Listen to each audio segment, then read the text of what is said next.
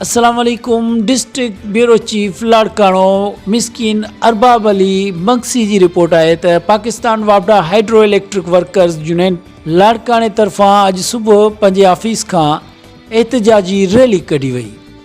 जना बाग चौक ते एहतजाजी धरणो हणी वापडा तमाम कंपनियुनि जी निजकारी ख़िलाफ़ सख़्त नारेबाज़ी कई।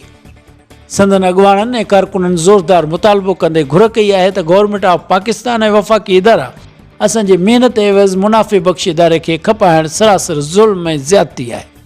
जंहिं इदारे खे कामयाबु ऐं मुनाफ़ो बणाईंदे असां वर्करनि कई ज़िंदगियूं अर्पे छॾियूं ऐं सवे जानियूं कुर्बान करे छॾियूं।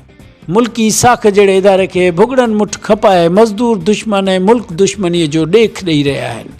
पाकिस्तान वापडा हाइड्रो इलेक्ट्रिक वर्कर्स यूनियन लाड़काणे तरफ़ां अॼु सुबुह पंहिंजे ऑफिस खां एहतजाजी रैली कढी जनाब बाग चौक ते एहतजाजी धरणो हयो। वापडा तमाम कंपनियुनि जी निजकारी ख़िलाफ़ सख़्त नारेबाज़ी कई।